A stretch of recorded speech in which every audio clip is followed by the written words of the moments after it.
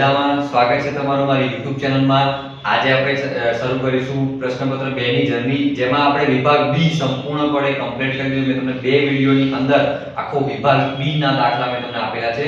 દરેક chapter wise ના દાખલા છે પ્રશ્નપત્રમાં, ગાલા અસાઇનમેન્ટમાં, પણ તમે એ બધા જ દાખલામાં જે રીતનું મેં સોલ્યુશન આપ્યું છે એનો તમે ઉપયોગ બીજી કોઈ રકમ આપેલી હોય, બીજા કોઈ દાખલા આપેલા હોય તો તમે એમાં પણ કરી શકો છો, બરોબર। રીત અને મેથડ અને સૂત્ર દરેકમાં સેમ રહેશે, ફક્ત અને ફક્ત એમાં કિંમત બદલાશે, બરોબર, જેથી તમારો જવાબ પણ બદલાઈ જશે।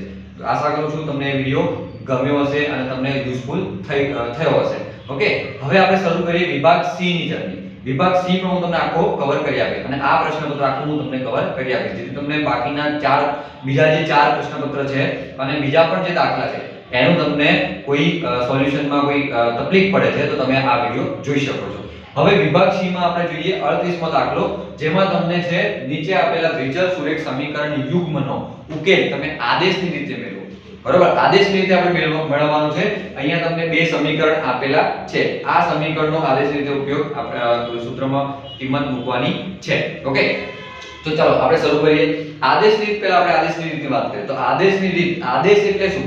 તો આદેશ એટલે કોઈને ઓર્ડર આપો, કોઈને કહેવું, કોઈને કંઈ કામ કરવા માટે આપણે કહેવું કે ભાઈ આ તારે કરવાનું છે, આ તારે કરવાનું છે, ખ્યાલ?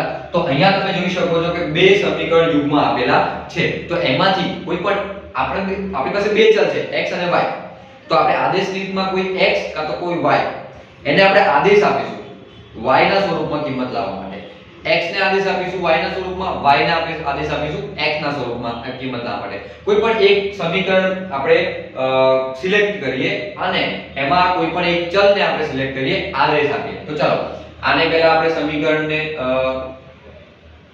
સિલેક્ટ કરીએ તો 2x 3y 11 આ આપણું સમીકરણ છે। એમાં આપણે x ને આપણે આદેશ આપીએ, x ને કિંમત આપીએ, તો y જે છે એ સ્વરૂપમાં આપણે જવાબ મળશે। તો 2x ને આપણે કરતા બનાવીએ તો 11 માઈનસ આ 3y છે પેલી બાજુ જશે તો માઈનસ માંથી જશે એટલે માઈનસ 3y। હજુ પણ આપણે સાદું આપીએ, x ની આગળ મારે કશું નથી રાખવું તો 2x ની જગ્યાએ આપણે, હા અહીંયા તમે બે રીતે કરી શકો છો। જો x ની જગ્યાએ હું તમને બતાવી દઉં, પહેલા 11 3y ભાગ્યા 2 આવું પણ કરી શકો છો, પણ અહીંયા તમને 2x આપેલા છે તો ડાયરેક્ટ 2x ની કિંમત મૂકો તો પણ ઈઝી રહેશે। તમે આ કિંમત અને આ કિંમત બંને તમે લઈ શકો છો। ઓકે, તો શરૂ કરીએ। ચલો આપણે અહીંયા આ કિંમત લઈશું તો આને સમીકરણ નંબર 1 આપીએ, તો અહીંયા સમીકરણ આને સમીકરણ નંબર 2 આપીએ, તો સમીકરણ 2 માં સમીકરણ 1 ની x ની સમીકરણ 1 માંની x ની કિંમત મૂકતા, ઓકે, તો આપણે આ x ની કિંમત આપણે આમાં મૂકીએ તો 2x ની જગ્યાએ આપણે મૂકીશું 11 3y 4y બરાબર -24। ઓકે, હવે તમે જોઈ શકો છો કે 11 3y 4 3y 4y બંનેની સરખી નિશાની છે અને y ના સ્વરૂપમાં છે, તો આમાંથી આપણે y કોમન કાઢીએ, -3 -4 એટલે -7 બરાબર આ 11 છે પ્લસમાં છે, અહીંયા આગળ પ્લસ નિશાની છે, પેલી બાજુ જશે તો માઈનસમાં, તો -24 -11 -7y બરાબર અહીંયા પણ બંને નિશાની માઈનસ છે તો સરવાળો થશે તો 24 ને 11 એટલે કે 35, પણ નિશાની કેવી આવશે? મોટી સંખ્યા એટલે કે 24 ની આગળ જે નિશાની હોય એ આવશે। બંને જગ્યાએ તમે જોઈ શકો છો કે માઈનસ નિશાની છે તો આપણે બંને જગ્યાએ માઈનસ નિશાની કટ કરી શકો છો, અને અથવા તો તમે -35 આ -7 ને તમે અહીંયા લઈ જાઓ તો છેદમાં લઈ શકો છો, ઉપર નીચે માઈનસ નિશાની તો ગઈ, બરાબર, 7 5 35 તો y બરાબર 5।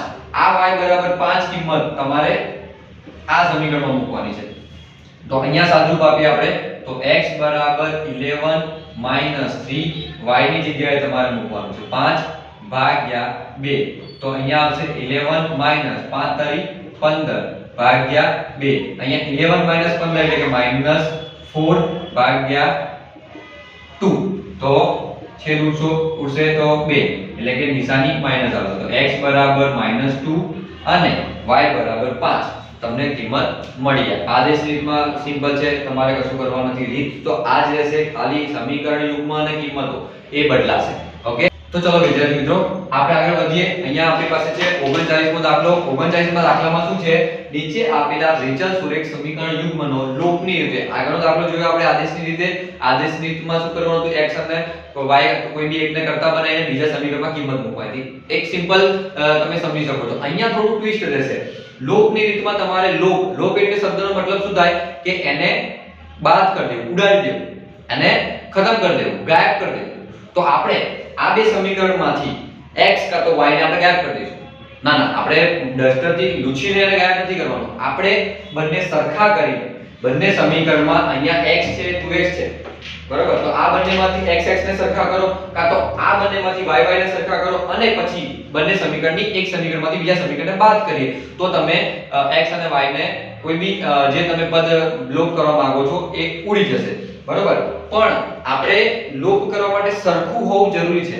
x અથવા y બંને સમીકરણમાં સરખું હોવું જરૂરી છે. પણ અહીંયા તમે જોઈ શકો x છે 2x છે, 5y છે 3y છે. તો પહેલા આપણે સરખા કરવા પડશે. ચલો તો આપણે સરખા કરીએ. ઓકે, તો અહીંયા આ x 5y બરાબર 11 છે.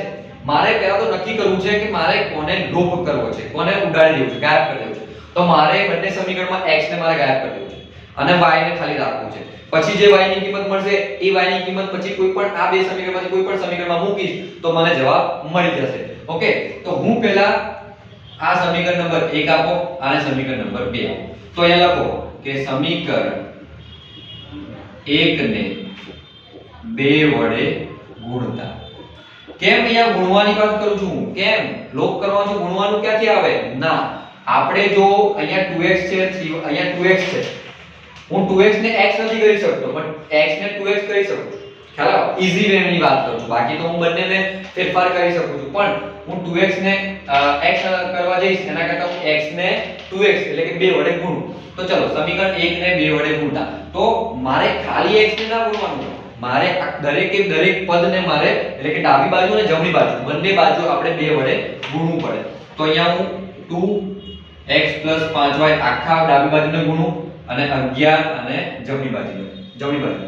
ઓકે, તો અહીંયા 2 જોડે ગુણાશે તો 2x અને પ્લસ 2 જોડે ગુણાશે તો 10y બરાબર 11 દુ 22.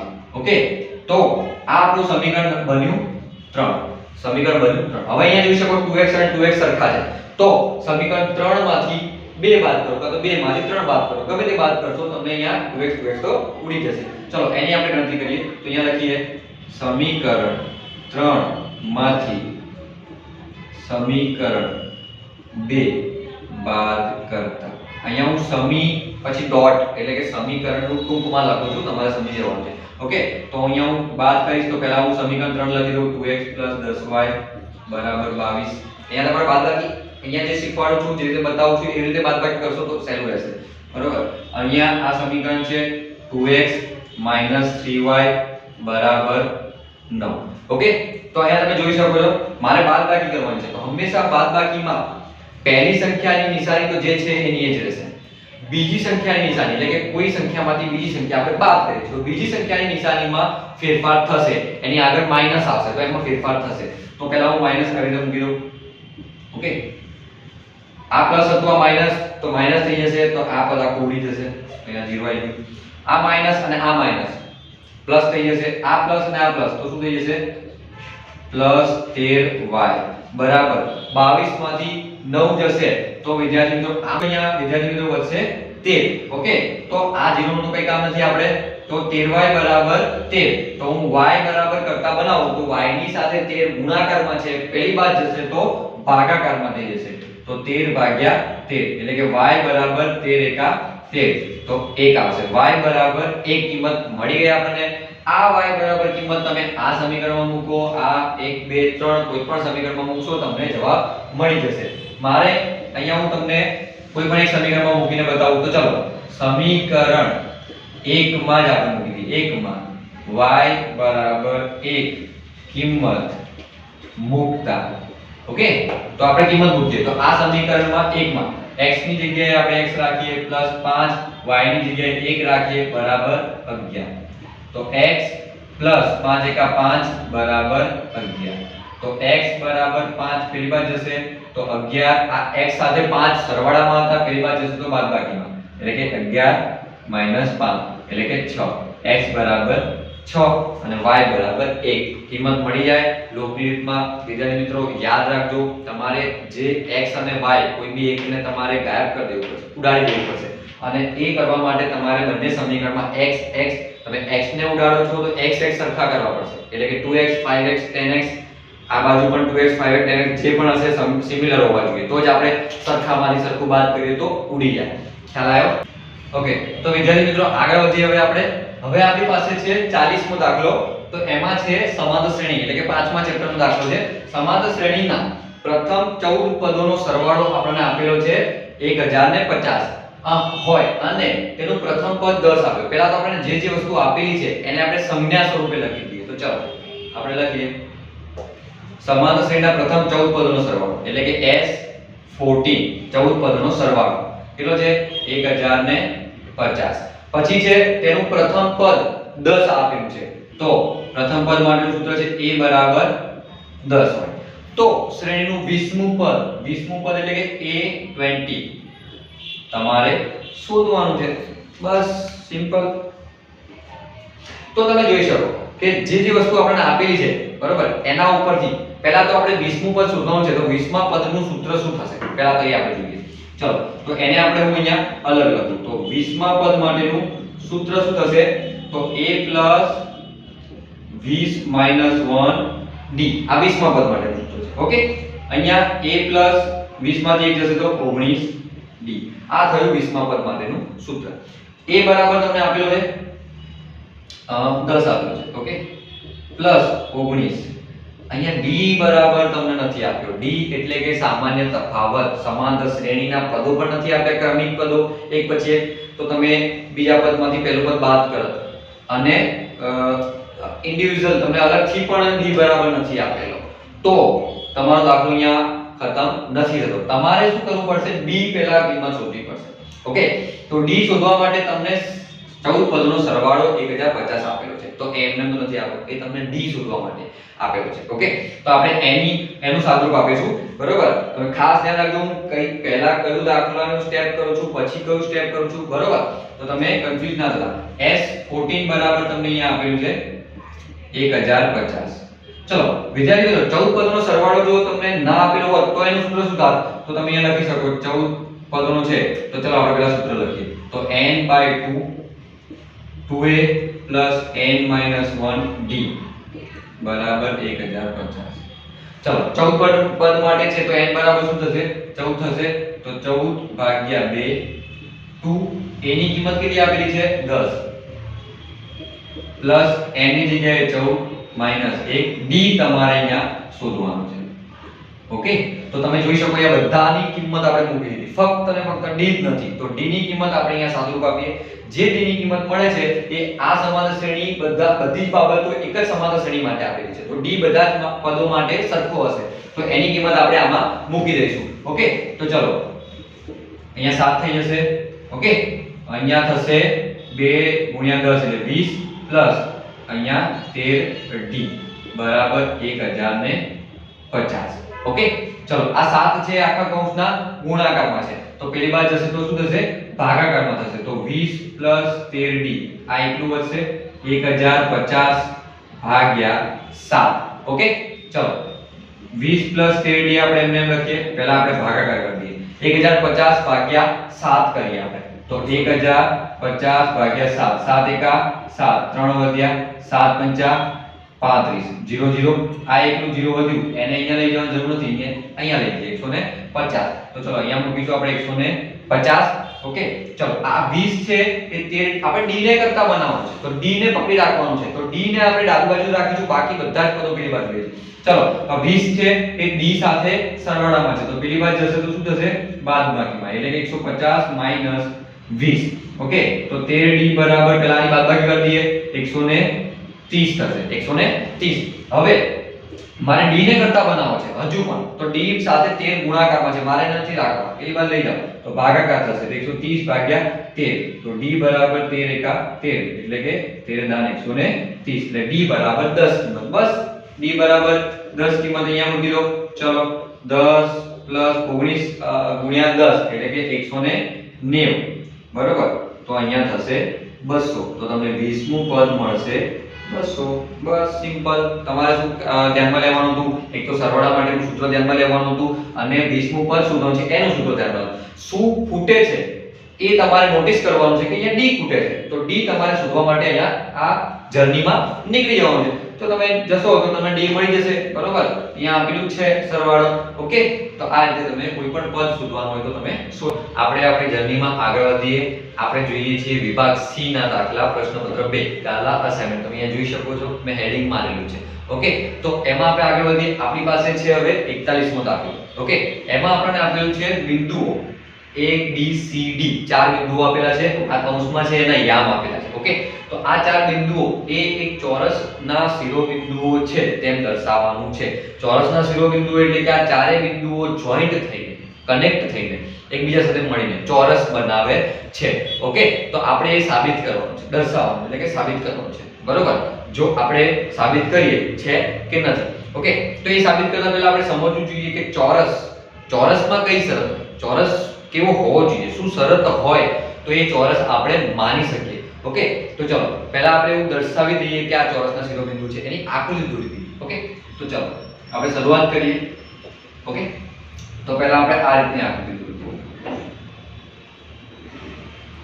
એમાં નામ આપીએ આપણે A B C અને D ઓકે એના યામ પણ અહીંયા લખી દઈએ ચલો 1 અને 7 4 અને 2 -1 અને -1 અને -4 અને 4 ઓકે મેં આ રીતે ચોરસ દોરી દીધું છે ઓકે તો ચોરસમાં વિદ્યાર્થી મિત્રો ચોરસ થવા માટે ચોરસ હોય એની માટેની શરત છે કે પહેલા તો એની ચારે બાજુઓના માપ સરખા હોય બરોબર અને એના વિકર્ણોના માપ પણ સરખા હોય આ બે શરત છે ઓકે તો આ બે શરતમાંથી આપણે કોઈ પણ એક શરતનું પાલન જો થતું હશે તો એ ચારેય શિરોબિંદુઓ ચોરસના શિરોબિંદુઓ છે ઓકે એનો ઉપયોગ આપણે એ સાબિત કરવા માટે આપણે શિરોબિંદુઓ માટે આપણે અંતરસૂત્રનો ઉપયોગ કરીશું ઓકે અંતરસૂત્રનો ઉપયોગ કરીએ તો આપણે વિકર્ણ દોરી દઈએ ચલો AC અને BD તો આપણે આ જો સપોઝ માની લઈએ કે આ એક ચોરસ શિરોબિંદુઓ છે જો ચોરસના શિરોબિંદુઓ હોય ચોરસ હોય તો બંને વિકર્ણો એટલે કે AC બરાબર BD એટલે કે AC નું માપ અને BD નું માપ બંને સરખા હોવા જોઈએ તો આ જો સાબિત થાય છે આપણે સાદુરૂપ આપીશું જો સાબિત થાય છે તો આ ચોરસ છે નહીં તો નથી બંનેની વેલ્યુ સમાન આવે છે તો આપણે આ બંનેની વેલ્યુ સૂત્ર મૂકી દઈએ ચલો AC માટે અંતર સૂત્ર મૂકીએ આપણે તો વર્ગમૂળમાં x2 - x1 નો સ્ક્વેર પ્લસ y2 - y1 નો સ્ક્વેર આ થયું AC માટે બરાબર ચલો એ BD માટે સૂત્ર તો સમાન જ થશે વિદ્યાર્થી મિત્રો x2 - x1 નો સ્ક્વેર પ્લસ y2 - y1 નો સ્ક્વેર અંતર સૂત્ર બંને માટે સમાન જ થશે બરોબર A થી C નું અંતર એના માટે આ સૂત્ર છે B થી D નું અંતર એના માટે આ સૂત્ર છે ઓકે ચલો હવે આપણે ડાબી બાજુ સાદુરૂપ આપીએ અને જમણી બાજુ સાદુરૂપ જો બંનેના મૂલ્ય સરખા આવે છે તો જ આ બંને ચારે શિરોબિંદુઓ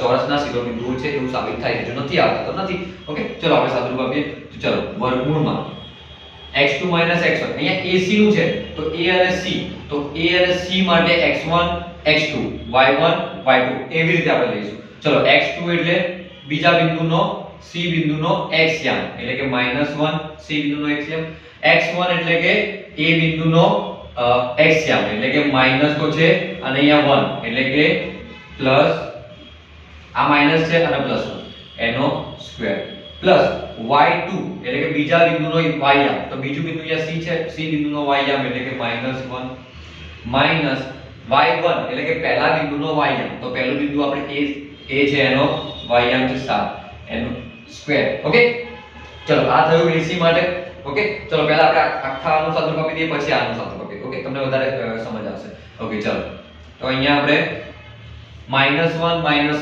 સરખી નિશાની છે અને તો આપણે સરવાળો કરશું તો -1 એટલે કે -2 અને એનો હોલ સ્ક્વેર છે પ્લસ અહીંયા પણ સરખી નિશાની છે તો આપણે સરવાળો કરશું 7 ને 8 થશે પણ નિશાની આવશે માઈનસ ની તો એનો સ્ક્વેર અહીંયા તમે જોઈ શકો છો -2 નો સ્ક્વેર એટલે કે 4 થશે પ્લસ -8 નો સ્ક્વેર એટલે કે 64 બરોબર ચલો તો અહીંયા તમે જોઈ શકો 64 ને 4 68 તો તમે અહીંયા લખી શકો છો 60 ને 8 ઓકે ચલો આ બાજુ સાદું આપીએ જો આ બાજુ પર સરખું આવે છે તો જવાબ આપણો મતલબ ચોરસના શિરોબિંદુઓ છે ચલો આ બાજુ સાદું આપીએ આ બાજુ x1 x2 y1 y2 સૂત્ર સમાન રહેશે પણ અહીંયા BD છે BD તો B થી D નું અંતર છે ઓકે તો x2 એટલે કે બીજા બિંદુનો x યામ તો BD માં બીજું બિંદુ આ D છે એનો x યામ એટલે કે -4 માઈનસ વચ્ચે નિશાની છે x1 એટલે પહેલા બિંદુનો x યામ એટલે કે 4 ઓકે એનો સ્ક્વેર પ્લસ y1 એટલે કે y2 એટલે કે બીજા બિંદુનો y યામ તો બીજું બિંદુ છે 4 માઈનસ d y1 એટલે કે b બિંદુનો y યામ એટલે કે 2 એનો સ્ક્વેર ચલો અહીંયા સાદુરૂપ આપીએ આપણે માઈનસ એટલે કે સરવાળો થશે -4 એટલે કે -8 એનો સ્ક્વેર પ્લસ 4 અહીંયા બે વિરુદ્ધ નિશાની છે 4 અને -2 એટલે કે બાદબાકી થશે તો 4 માંથી 2 જાય તો 2 એનો સ્ક્વેર ચલો -8 નો સ્ક્વેર થશે 64 અને 2 નો સ્ક્વેર થશે 4 તો વર્ગમૂળમાં 64 ને 4 68 તો તમે જોઈ શકો છો વિદ્યાર્થીઓ અહીંયા પણ વર્ગમૂળમાં 68 અહીંયા પણ વર્ગમૂળમાં 68 એટલે કે અહીંયા જવાબ આપણો લખી શકીએ આપણે આન્સર આવી રીતે લખી શકીએ કે આ ચારે શિરોબિંદુઓ ચોરસના શિરોબિંદુ છે કારણ કે તેમાં બંને વિકર્ણો AC બરાબર BD છે ઓકે તો તમે જોઈ શકો તમે આ રીતના જવાબ લખી શકો છો બીજી શરત આપણે જોઈ હતી કે ચારે બાજુના માપ સરખા હોય તો AB BC CD અને AC ચારે બાજુના માપ જો સરખા હોય તમે એ રીત પણ કહી શકો છો પણ હું તમને આ પ્રેફર કરીશ કે તમે આ રીતે કરશો તો તમને જવાબ સરળતાથી અને જલ્દીથી તમને ખ્યાલ આવી જશે કે ચોરસના શિરોબિંદુઓ તમે જોઈ શકો છો કે આપણને 42 નંબરનો દાખલો છે 42 નંબરના દાખલામાં તમે જોઈ શકો y અક્ષ એ બિંદુ 5 -6 અને -1 -4 ને જોડતા રેખાખંડનું કયા ગુણોત્તરમાં વિભાજન કરે છે એ શોધવાનું છે ઓકે તો કયા ગુણોત્તરમાં વિભાજન કરે છે એનો મતલબ કે આપણને m1 અને m2 શોધવાનું છે ઓકે આપણે અંતર સૂત્ર વિભાજન સૂત્ર એ બધું ભણ્યા છીએ વિભાજન સૂત્રમાં આપણે વિભાજન કરતા બિંદુના યામ એનું પણ સૂત્ર ભણ્યા હતા એનો ઉપયોગ અહીંયા કરવાનો છે અહીંયા આપણે બે વસ્તુ જોઈ છે કયા ગુણોત્તરમાં વિભાજન કરે છે એ શોધવાનું છે એટલે કે m1 અને m2 જે ગુણોત્તર છે એ શોધવાનું છે અને આ છેદ બિંદુ પણ મેળવો એટલે આ y અક્ષ પરનું બિંદુ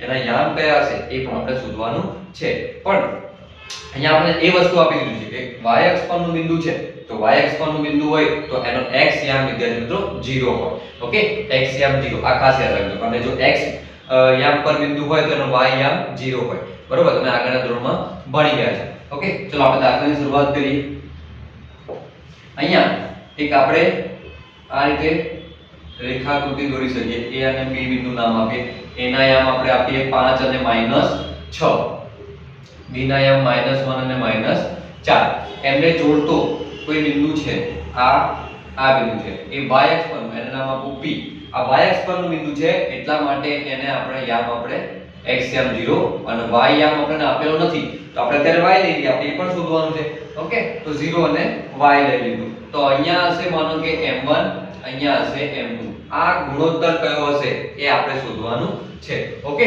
તો ચલો આપણે પહેલા સૂત્રમાં કિંમત મૂકીએ સૂત્ર જોઈ લઈએ તો મારે જો આ બિંદુ p બિંદુ એ આ બંનેનું જોડતા રેખાખંડનું મધ્ય બિંદુ હોય કાં તો કોઈ છેદ બિંદુ હોય તો એને આપણે આવી રીતે લખી શકીએ તો આ બિંદુના યામ એટલે કે 0 અને y બરાબર ઓકે તમે જોઈ શકો હું સૂત્ર લખું છું પહેલા m2x1 પ્લસ m1 x2 ભાગ્યા m1 પ્લસ m2. ઓકે, આ એનો એક્સિયમ. પછી છે m2 y1 plus m1 y2 ભાગ્યા m1 પ્લસ m2. ઓકે, અહીંયા મેં એક્સિયમ અને વાયમ બંને મૂકી દો. બરોબર. હવે આપણે શોધવાનું છે એ બંને શોધવાનું છે. એક તો વિભાજન કરતા બિંદુ એટલે m1 ને m2 શોધવાનું છે અને બીજું છેદ બિંદુ એટલે કે આ બિંદુને યાદ.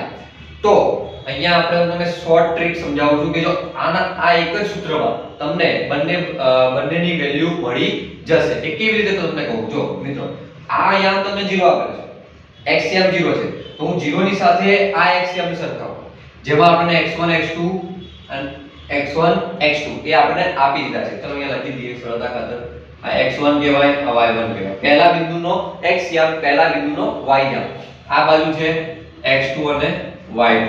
બીજા બિંદુનો x યામ, બીજા બિંદુનો y યામ. ઓકે, તો ચલો જો હું x યામ ને x યામ સાથે સરખાવું, y યામ ને y યામ સાથે સરખાવું, તો એનો મતલબ કે એ તમે કરી શકો છો એવું વાસ્તવિકતા છે. તો તમે આ x યામ ને x યામ સાથે સરખાવો તો તમને શું મળે છે એ જોઈએ, અને y યામ ને y યામ સાથે સરખાવો તો શું મળે છે જોઈએ. આપણને આપણા જવાબ મળી જશે. ઓકે, ચલો હું અહીંયા જોયું કે x યામ સરખાવતા અહીં લખી દઉં, અહીં x યામ સરખાવતા આ બિંદુનો x યામ, આ x યામ બંને સરખું જ છે.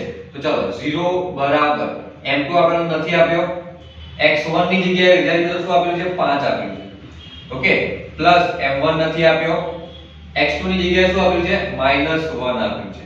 ઓકે, ભાગ્યા m1 m2 તો આપણને આપેલું નથી. ઓકે, ચલો હવે એ ખાસ ધ્યાન રાખજો, m1 m2 આ જે છે એને હું અહીંયા આખી આખું છે એ આખી આખું ઉપાડીને અહીંયા 0 સાથે ગુણાકાર બનાવો તો શું થઈ જશે 0 થઈ જશે. તો એ મારે લખવાની જરૂર નથી. ઓકે, હવે ચલો 5 પહેલા લખી દઉં, સંખ્યા પહેલા લખીએ આપણે, ચલ પછી લખીએ. પ્લસ અને આ માઈનસ શું થઈ જશે માઈનસ, અને m1 એક લખવાની જરૂર નથી. ઓકે, ચલો હવે આપણે શોધવાનું છે m1 m2 એટલે કે ગુણોત્તર. ગુણોત્તર હંમેશા m1 જેમ m2 હોય કાં તો m1 ભાગ્યા m2 હોય. તો મારે આ m1 ને અહીંયા 0 સાથે માઈનસ માં છે, આગળ લાવું તો પ્લસ થઈ જાય. તો m1 બરાબર અહીંયા 5 m2 તો હતા જ.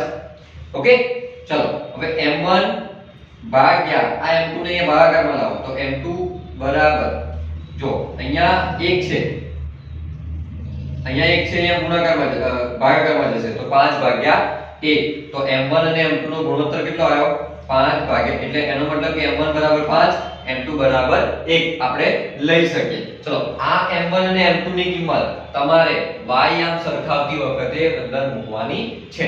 તો ચલો આપણે y યામ સરખાઈએ તો અહીં y યામ સરખાવતા. ઓકે, હવે y યામ જો હું સરખાવું છું તો અહીંયા તો y એ y જ આપેલો છે, બરોબર, જે આપણે શોધવાનો છે. ઓકે, અહીંયા તમે m2 ની જગ્યાએ તમે 1 મૂકી શકો છો. એ y1 તમારે કેટલો આપેલો છે -6 પ્લસ m1 ની જગ્યાએ તમે મૂકી શકો છો 5 અને y2 ની જગ્યાએ તમને આપેલો છે -4. ઓકે, ભાગ્યા m1 m2 એટલે કે 5 1. ઓકે, તમે જોઈ શકો છો મેં અહીંયા ખાલી કિંમત જ મૂકી છે, બીજું કશું કર્યું નથી. ચલો 1 નો ગુણાકાર 6 સાથે તો 6 થશે પણ પ્લસ માઈનસ નિશાની માઈનસ આવશે. અહીંયા 5 ચોક 20 થશે, બરોબર, પણ નિશાની અહીંયા પ્લસ માઈનસ આવશે. ભાગ્યા 5 ને 1 6 થશે, બરોબર. અહીંયા બંને સરખી નિશાની છે તો સરવાળો થશે 20 ને 6 26 ભાગ્યા 6. ઓકે, 26 ભાગ્યા 6 તમારો જવાબ કહેવાય, પણ અપૂર્ણાંકને હંમેશા તમારે મિનિમાઇઝ એટલે કે નાનકડો અપૂર્ણાંક કરવો પડે. તો તમે જોઈ શકો અહીંયા હું લખું 13 દુ 26 અને અહીંયા લખું 3 દુ 6, બે ઉડી ગયા તો 13 ભાગ્યા 3 એટલે કે y બરાબર 13 ભાગ્યા 3. અહીંયા તમે એ ભૂલો છો કે મોટી સંખ્યાની નિશાની આવશે તો અહીંયા -13 ભાગ્યા 3 આવશે. તો આપણને બિંદુ મળી ગયું 0 અને -13 ભાગ્યા 3. ઓકે, અને ગુણોત્તર જે આપણે શોધવાનો કીધો હતો m1 જેમ m2 બરાબર 5 જેમ 1. આવી રીતના મળી જાય. ઓકે, સિમ્પલ જ છે. ફક્ત તમારે શું યાદ રાખવાનું છે, વિભાજન કરતા બિંદુના યામ યાદ રાખવાનું છે. અને અહીંયા તમારે શોર્ટ ટ્રીક કે જો x યામ મારો 0 આપેલો છે તો 0 સાથે સરખાવો તો m1 m2 મળી જશે. y યામ મારે શોધવાનો છે પણ અહીંયા m1 m2 ની કિંમત મળી જાય છે, અહીંયા મૂકી દેવાની છે. ઓકે, આગળ વધીએ આપણા દાખલામાં. આપણે તમે જોઈ શકો છો હવે 43 નંબરનો દાખલો છે. 43 નંબરનો દાખલો જે છે એ તમને પ્રમેયના સ્વરૂપમાં આપ્યો છે. પ્રમેય છે. ઓકે, તમને એવું આપેલું છે, સાબિત કરો કે વર્તુળના કોઈ બિંદુએ દોરેલ સ્પર્શ બિંદુમાંથી પસાર થતી ત્રિજ્યાને લંબ હોય. એટલે કે વર્તુળના કોઈ બિંદુએ દોરેલ સ્પર્શક, બરાબર, અહીંયા તમને દોરેલ સ્પર્શક xy કે તમને કેન્દ્રથી એટલે કે ત્રિજ્યા, આ કેન્દ્રથી જે અંતર છે બરાબર, એ ત્રિજ્યાને લંબ હોય. એટલે કે આ રીતે, બરાબર. તો આપણે સાબિત કરવાનું છે કે OP લંબ xy, OP જે છે એ લંબ xy છે. ઓકે, તમે જોઈ શકો પક્ષમાં આપણે શું લઈશું તો xy એ આ xy એ O કેન્દ્રવાળા વર્તુળને P બિંદુએ સ્પર્શતો સ્પર્શક છે. P બિંદુએ સ્પર્શે છે તો સ્પર્શ બિંદુ કયો થશે વિદ્યાર્થી મિત્રો? P થશે, બરાબર. અને OP એ એની ત્રિજ્યા થશે. તો આ OP ત્રિજ્યા છે એ xy ને લંબ છે એવું આપણે સાબિત કરવાનું છે. OP લંબ xy એવું આપણે સાબિત કરવાનું છે. ચલો આપણે સાબિતી કરીએ તો કેવી રીતે કરશું? તો પહેલા આપણે શું માં આકૃતિ કેવી રીતે દોરી અને શું રિક્વાયરમેન્ટ હતી આપણે લખી દીધી. તો xy પર P સિવાયનું કોઈ બિંદુ q લો. હવે xy તો તમે દોરી દીધો, સ્પર્શક દોરી દીધો, સ્પર્શ બિંદુ દોરી દીધું, એનું O થી અંતર તમે દોરી દીધું. તમે આકૃતિ દોરશો તો પણ તમને ખબર પડશે કે હંમેશા લંબ જ હોય. પણ એવું કેમ એવું બને છે? તો એ સાબિત કરવા માટે આપણે બીજું કોઈ બિંદુ xy ઉપર q બિંદુ લીધું. હવે q બિંદુ લીધું અને O જે વર્તુળનું જે કેન્દ્ર O છે એને આપણે q થી જોડી દીધું. તમે જોઈ શકો છો મેં ટપકા સ્વરૂપે દર્શાવ્યું છે, જોડેલું છે. ઓકે, હવે તો બિંદુ q વર્તુળની બહારના ભાગમાં જશે. હવે આ જે તમે q બિંદુ લેશો xy ઉપર એ વર્તુળ ઉપર નહીં આવે, વર્તુળની બહારના ભાગમાં જશે. કેમ કે વર્તુળનો સ્પર્શક xy એ વર્તુળનો સ્પર્શક છે અને સ્પર્શક હંમેશા કોઈ એક જ બિંદુએ છેદતો હોય. જો એ બે કરતા વધારે બિંદુમાં છેદે છે તો એ છેદિકા કાં તો પછી એના વર્તુળના અંદરથી પસાર થતો હોય, બરોબર. પણ અહીંયા તો સ્પર્શક આપેલો છે તો સ્પર્શક તો ખાલી P બિંદુએ છેદે છે. તો P સિવાયનું xy ઉપર કોઈ બિંદુ લઈશું તો એ xy નું બિંદુ હશે પણ વર્તુળમાં આવેલું હશે નહીં. તો તમે જોઈ શકો છો P બિંદુ છે. હવે આ બિંદુ સિવાય હું કોઈ પણ બિંદુ આ સાઈડ કે આ સાઈડ લઉં છું તો એ Q હોય કે P હોય કે R S હોય કે R હોય કોઈ પણ હોય, પણ એ ક્યાં હશે?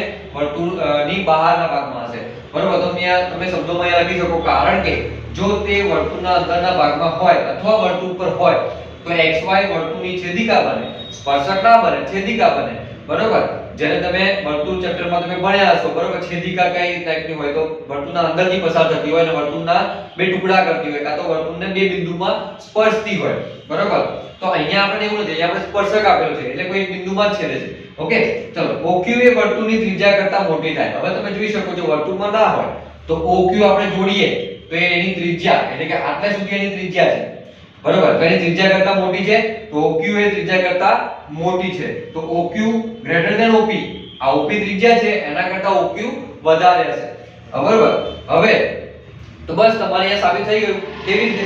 તમે જોઈ શકો કે હું xy ઉપર આવું કોઈ પણ P સિવાયનું કોઈ પણ બિંદુ લઈશ, કોઈ પણ બિંદુ, તો એ બિંદુનું O થી અંતર તમે જોવા જશો તો OP કરતા તો વધારે જ આવશે, બરોબર. કેમ કે OP જ એની ત્રિજ્યા થાય છે, બાકી બધું અંતર તો વર્તુળની બહારના બિંદુ આવશે એટલે વધારે આવશે. તમે જોઈ શકો આ હકીકત xy પરના P સિવાયનો કોઈ પણ બિંદુ Q માટે, P સિવાય કોઈ પણ Q બિંદુ આ સાઈડ લો કે આ સાઈડ લો, બરોબર, માટે સાચી છે. આ હકીકત સાચી છે કે OQ ત્રિજ્યા કરતા વધારે હશે. તો આથી OP એ O થી xy નું ઓછામાં ઓછું અંતર, માટે OP એ xy નું O થી ઓછામાં ઓછું અંતર એટલે કે આ અંતર જે છે OP નું અંતર છે, બરોબર, એ કેન્દ્રથી xy નું ઓછામાં ઓછું અંતર કહેવાય, બરોબર. એટલા માટે OP એ xy ને લંબ છે. એટલા માટે આપણે સાબિત કરી શકીએ OP લંબ xy. ઓકે, પ્રમેય આવે તો આવી રીતે તમારે પક્ષ, સાધ્ય અને સાબિતી કરીને આકૃતિ પણ વ્યવસ્થિત દોરીને તમારે લખવાનું. તમારે ફક્ત યાદ એટલું રાખવાનું છે કે કોઈ બિંદુ તમારે Q લેવાનું છે. આ કોઈ બિંદુ Q એનું અંતર OQ એ ત્રિજ્યા કરતા વધારે આવવું જોઈએ. તો આગળ દાખલો છે 44 નંબર, જેમાં આપણને બે સમકેન્દ્રીય વર્તુળોની ત્રિજ્યા બે સમકેન્દ્રીય વર્તુળની ત્રિજ્યા આપણને આપેલી છે 5 સેમી અને 3 સેમી, એટલે એનો મતલબ ચલો આપણે આકૃતિ દોરીએ તો આપણને ખબર પડશે. ચલો આપણે શરૂ કરીએ. તો બે સમકેન્દ્રીય વર્તુળો તમને આપ્યા છે. એ વર્તુળોમાં બરોબર મોટા વર્તુળની જીવા નાના વર્તુળને સ્પર્શે છે, તો આપણે જીવાની લંબાઈ શોધવાની છે. ઓકે, ચલો પહેલા આપણે બે સમકેન્દ્રીય વર્તુળો દોરીએ. એક છે 5 સેમી, એક છે 3 સેમી. તો ઓબ્વિયસ છે કે 5 સેમી નું વર્તુળ હશે એ આવી રીતે મોટું હશે અને 3 સેમી નું વર્તુળ છે આવી રીતે નાનું હશે. ઓકે, ચલો આ રીતે છે બરોબર. હું બંનેનું કેન્દ્ર તો બંનેના સમકેન્દ્રી છે, કેન્દ્રો બંનેના સમાન હશે. ઓકે, ચલો હવે મોટા વર્તુળની જીવા નાના વર્તુળને સ્પર્શે છે, તો આ રીતે જેને નામ આપ્યું આપણે AB નામ આપ્યું બરોબર. કેન્દ્રને હંમેશા O નામ આપ્યું બરોબર. AB એ વર્તુળ મોટા વર્તુળની જીવા છે જે કયા બિંદુમાં છેદે છે બરોબર. તો અહીંયા નામ આપી દઈએ P બિંદુમાં છેદે છે. ઓકે, P બિંદુમાં નાના વર્તુળને સ્પર્શે છે. તો તમે અહીંયા જવાબ આપણે શરૂ કરીએ. ઓકે, તો ધારો કે AB મોટા વર્તુળની જીવા જે નાના વર્તુળને P બિંદુમાં છેદે છે. ઓકે, ચલો OP ને આપણે જોડી દઈએ. ઓકે, OP ને આપણે જોડી દઈએ. ચલો તો OP એ નાના વર્તુળની ત્રિજ્યા છે. તમે જોઈ શકો છો કે નાના વર્તુળની ત્રિજ્યા છે. ઓકે, તો OP બરાબર શું આપેલું છે? નાના વર્તુળની ત્રિજ્યા 3 સેમી. પછી આપણે O અને B ને જોડી દઈએ. ઓકે, O અને આ રીતે. તો OB એ મોટા વર્તુળની ત્રિજ્યા છે. OB એ શું છે? મોટા વર્તુળની ત્રિજ્યા છે. ઓકે, OB બરાબર આપણે કેટલું આપ્યું છે? 5 સેમી. મોટા વર્તુળની ત્રિજ્યા 5 સેમી. અહીંયા 5 સેમી છે, અહીંયા 3 સેમી છે. ઓકે, નાના વર્તુળની 3 સેમી. હવે આપણે શોધવાનું છે AB નું માપ શોધવાનું છે.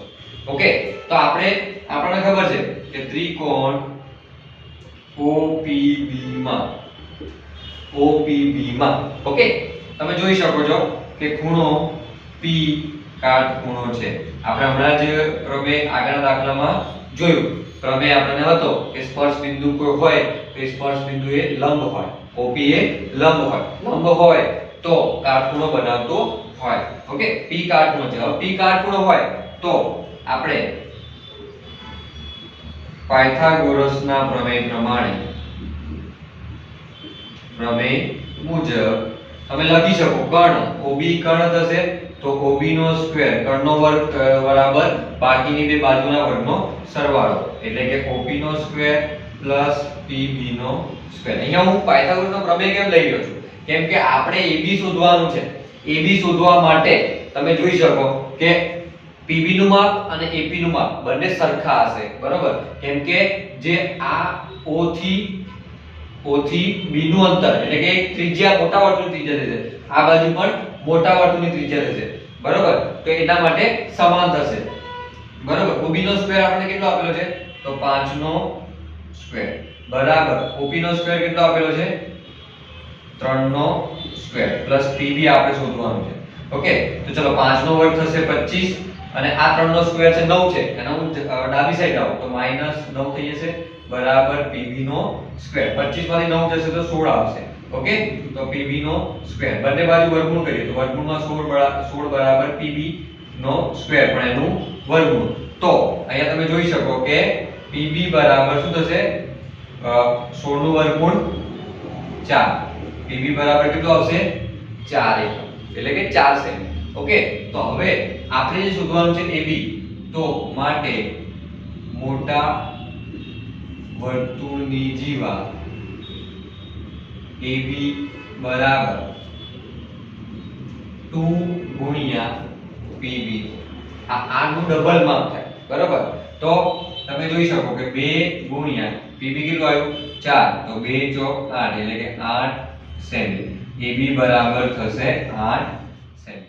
પાસે દાખલો છે વિભાગ C માં 45 નો દાખલો. 45 દાખલામાં તમે જોઈ શકો છો આંકડાશાસ્ત્રનો દાખલો આપેલો છે. એમાં તમે જોઈ શકો નીચે આપેલી માહિતી એક ગામના 200 કુટુંબો માટે. ઓકે, તો ટોટલ અવલોકનો કુટુંબની સંખ્યા કેટલી છે? 200. એટલે કે આપણે આ બધા અવલોકનોનો સરવાળો કરશું તો 200 આવશે. માટે તેમના ઘર ચલાવવા માટે કુલ માસિક ખર્ચનું આવતી વિતરણ દર્શાવે છે. કોષ્ટક તમને અહીંયા આપેલું છે, બરોબર. માસિક ખર્ચ તો 24 કુટુંબો છે 1000 થી 1500 માં ગુજરાન ચલાવે છે, 40 કુટુંબો છે 1500 થી 2000 માં. તો કુટુંબોના માસિક ખર્ચનો બહુલક આપણે શોધવાનો છે. બહુલક એટલે કે ઝેડ આપણે શોધવાનો છે. ઓકે, તો ચાલો આપણે દાખલાની શરૂઆત કરી. અહીંયા સૌપ્રથમ આપણે લખી દઈએ. તો પહેલા બહુલક શોધવા માટેનું આપણું સૂત્ર થશે z એટલે કે બહુલક z બરાબર L plus F1 minus F0 ભાગ્યા 2F1 minus F0 minus F2 into H. અહીંયા જોઈ શકો સૂત્ર બહુલકનું આપેલું છે. હવે આપણે આ કોષ્ટક પરથી આપણે જે રિક્વાયરમેન્ટ છે એની આપણે કિંમતો શોધવાની છે. સૌપ્રથમ આપણે L જોઈએ. L એટલે શું થાય? બહુલકીય વર્ગની અધસીમા.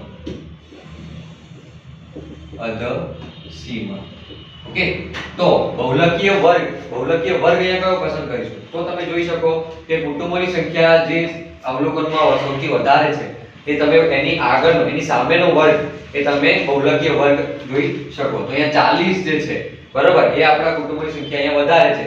એની સામે જે 1500 થી 2000 એ આપણો બહુલકીય વર્ગ થશે. તો બહુલકીય વર્ગ અહીંયા લખી દઈએ.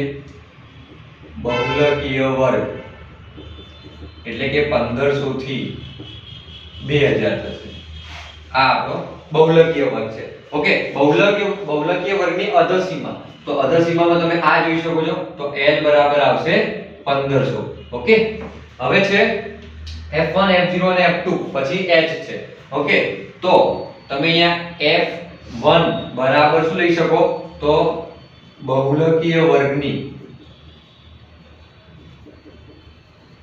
આવૃત્તિ. બહુલકીય વર્ગની આવૃત્તિ વિદ્યાર્થી. બહુલકીય વર્ગ આપણે 1500 થી 2000 પસંદ કર્યો છે. એમાં તમે એની આવૃત્તિ છે 40. તો F1 બરાબર શું આવશે? 40. બરાબર. સેમ ટુ સેમ F0 એટલે કે બહુલકીય વર્ગની આગળના વર્ગની આવૃત્તિ. બહુલકીય વર્ગ 1500 થી 2000 છે, એની આગળનો વર્ગ છે 1000 થી 1500, એની આવૃત્તિ છે 24 એટલે કે 24. પછી છે F2. F2 એટલે બહુલકીય વર્ગના પાછળના વર્ગની આવૃત્તિ. તો 40 1500 થી 2000 આપણો બહુલકીય વર્ગ છે, એની પાછળનો વર્ગની આવૃત્તિ એટલે કે 33 છે. ઓકે, પછી છે H. H એટલે કે વર્ગ લંબાઈ. વર્ગ H એટલે વર્ગ લંબાઈ. વર્ગ લંબાઈ તમને અહીંયા 500 આપે છે. વર્ગ લંબાઈ કેવી શોધીશું આપણે?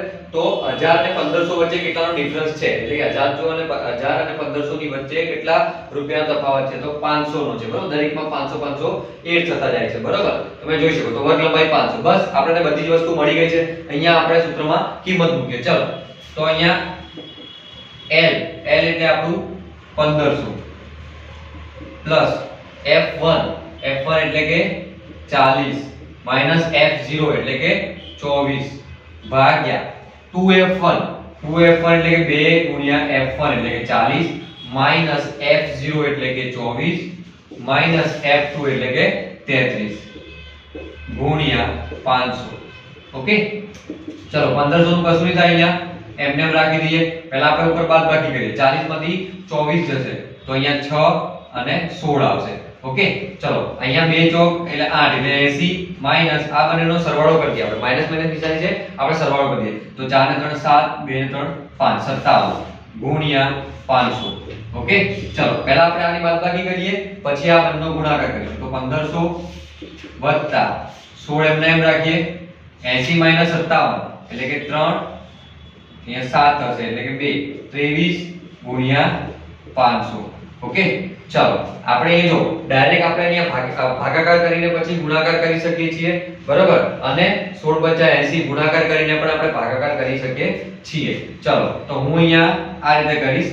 તો 16 × 5 એટલે કે 16 × 80 ભાગ્યા 23 અને ગુણ્યા 5 500 છે એને આપણે 5 ગુણ્યા 100 લખી શકીએ ને, તો 5 ને અહીંયા ગુણાકારમાં લીધા તો હું અહીંયા 100 લખીશ. ચલો 80 ભાગ્યા 3.478 ઓકે ગુણ્યા 100. ચલો આ બંનેનો ગુણાકાર કરીએ પછી આપણે સરવાળો કરી દઈશું. ઓકે તો 1500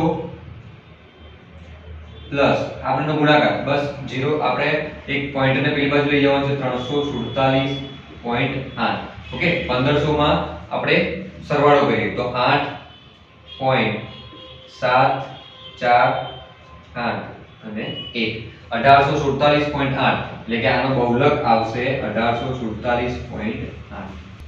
તો ચલો આપણે આગળ વધીએ. આપણી પાસે છે 46 મો એટલે કે વિભાગ સી નો છેલ્લો દાખલો, જેમાં આપણે સંભાવનાનો એક દાખલો આપેલો છે. સંભાવનાના દાખલામાં તમે જોઈ શકો છો પાસાને બે વખત ઉછાળવામાં આવે. પાસો એટલે શું? તો પાસો એક ડાઈસ આવે છે જેમાં 1 થી 6 નંબરના અંક હોય છે. બરોબર, તમે જુદી જુદી રમત રમવામાં તમે એનો ઉપયોગ કરતા હશો. બરોબર, એક એની જે સપાટી હોય, બરોબર 6 સપાટી હોય, એના ઉપર પહેલી સપાટી પર 1 લખેલો, પછી 2 લખેલા, પછી 3 લખેલા, એ જુદી જુદી રીતે 6 સુધી લખેલા હોય છે. હવે એ પાસાને બે વખત ઉછાળવામાં આવે છે તો મળતા પરિણામ આપણે એવું શોધવાનું છે કે એક પણ વખત ઉપરના પૃષ્ઠ પર 5 મળે નહીં. આ જે મેં તમને અહીંયા આપેલા છે એ બધા પરિણામો છે કે જો પાસાને બે વખત ઉછાળવામાં આવે તો કઈ રીતના પરિણામ મળે. બરોબર, તો પહેલું આપણે શોધવાનું છે એક પણ વખત ઉપરના પૃષ્ઠ પર 5 મળે. જે તમે જે ડાઈસને ઉછાળો છો તો ઉપરની સપાટી પર જે તમારો અંક આવે છે એને તમે નોંધો તો પૃષ્ઠ પર એટલે કે એની સપાટી પર 5 મળે નહીં, એટલે કે 5 ના આવવો જોઈએ, 5 ના સિવાયનો કોઈ નંબર આવે. અને ઓછામાં ઓછી એક વાર ઉપરના પૃષ્ઠ પર 5 મળે એની સંભાવના શોધવાની છે. પહેલા આપણે પહેલા નંબર પર જઈએ તો એક પણ વખત ઉપરના પૃષ્ઠ પર 5 મળે નહીં, એક પણ વખત 5 મળવો ના જોઈએ. ઓકે, તો પહેલા તો પાસાને આપણે બે વખત ઉછાળીએ છીએ. એક પાસો છે એને જો હું બે વખત ઉછાળું તો મને માનો કે ધારો કે એ પહેલા 1 મળે, બીજી વખત પણ 1 મળે, પછી 1 મળે, બીજી વખત પણ 2 મળે, એમ કરતા આ રીતના પરિણામ મળે. બરોબર, હવે આપણે શોધવાનું છે કે એક પણ વખત ઉપરના પૃષ્ઠ પર, તો આપણે અહીંયા પહેલું જોઈએ તો પહેલા નંબરની જે સંભાવના છે, કોઈ પણ સંભાવનાનું સૂત્ર તો આ રીતે થશે P of A બરાબર સાનુકૂળ પરિણામો ની સંખ્યા ભાગ્યા કુલ પરિણામ. અહીંયા તમે કુલ પરિણામ આ બધાની ગણતરી કરશો તો કુલ પરિણામ તમને 36 મળશે. સાનુકૂળ પરિણામો એટલે કે એક પણ વખત પૃષ્ઠ ઉપર 5 મળે નહીં એની સંભાવના શોધવાની. તો આ પહેલી વખત ઉછાળ્યો ત્યારે પૃષ્ઠ પર 1 મળ્યો, આ બીજી વખત ઉછાળ્યો ત્યારે પૃષ્ઠ પર 1 મળ્યો, આવી રીતે આ બધું આપેલું છે. તો તમારે 5 મળે નહીં, એક પણ વખત 5 ના મળે, તો જે કોઈ પણ નંબર, જે કોઈ પણ જગ્યાએ તમને એક પણ વખત 5 દેખાય કે એક થી વધારે વખત દેખાય, બરોબર, તો તમારે એને નોંધવાનું નથી, એના સિવાયના. તો ચલો, જો એના સિવાયના ગણતરીમાં બહુ બધા હશે, પણ જે 5 વાળા છે એ આપણે લઈએ, એને 36 માંથી આપણે કુલ પરિણામમાંથી બાદ કરીએ. તો 5 ની આ લાઈન 5 ની છે એ તો તમારે બાદ જ કરી દેવાની, એટલે 36 માંથી 6 તો આપણે બાદ કરી દીધા. તો હવે વધ્યા 30.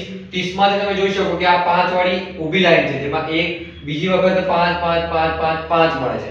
ઓકે, તો બાકીના તમે કેટલા 1 2 3 4 અને 5, બાકીના તમે 5 બાદ કરો. બરાબર, તો 36 માંથી તમારે ટોટલ કેટલા બાદ કરવાના છે? 11 બાદ કરવાના છે. ઓકે, તો 36 માંથી 11 તમે બાદ કરશો તો કેટલા મળશે વિદ્યાર્થી મિત્રો? 25 મળશે. ઓકે, તો ચલો અહીંયા સાનુકૂળ પરિણામો આપણે કેટલા મળ્યા? તો 5 સિવાયના પરિણામો કેટલા છે? 25 ભાગ્યા કુલ પરિણામ છે 36. તો આ તમારો જવાબ. બરોબર, એક બેકી સંખ્યા છે, એટલા માટે એનું કઈ અપૂર્ણાંકનો છેદ ઉડશે નહીં. ઓકે, તો 25 ભાગ્યા 36. હવે તમે આપણે બીજું જોઈએ. ઓકે, બીજામાં શું આપ્યું છે? ઓછામાં ઓછી એક વાર ઉપરના પૃષ્ઠ ઉપર તમને 5 મળે તેની સંભાવના. ઓછામાં ઓછી એક વાર એટલે કે 5 તો મળશે, બરોબર, અને મતલબ ઓછામાં ઓછી એક વાર એટલે એક વખત તો 5 મળશે અને એક કરતા વધારે વખત બી મળે, તો બે વખત ઉછાળવામાં આવે છે તો બે વખત બી 5 મળે. ખ્યાલ આવે? તો આપણે એવા પરિણામો જોઈએ કે જેમાં એક વખત તો 5 આવેલો હોય અને એના એક કરતા વધારે વખત બી 5 આવેલો. તો હમણાં જે પહેલી જે સંભાવના હતી એમાં જે આપણે બાદ કરી દીધા એ આપણે અહીંયા ઉમેરી દેવાના છે. ચલો એના માટે આપણે P of B લઈએ. ઓકે, હવે હું આ સૂત્ર નથી લખતો, સૂત્ર સેમ જ હશે. સાનુકૂળ પરિણામો કેટલા હશે? તો 5 ની આખી લાઈન તો હશે કેમ કે એમાં એક વખત તો 5 છે, બાકી આ ઊભી લાઈન એટલે કે 1 2 3 4 અને એક આ 5, આ 5 પરિણામો એટલે કે ટોટલ 6 અને બીજા 5 એટલે કે 11 પરિણામો મળશે ભાગ્યા તમને ટોટલ પરિણામો આપેલા છે 36. તો આ તમારો જવાબ. એકી સંખ્યા અને બેકી સંખ્યા એટલે અપૂર્ણાંકનું કશું થશે નહીં. ઓકે.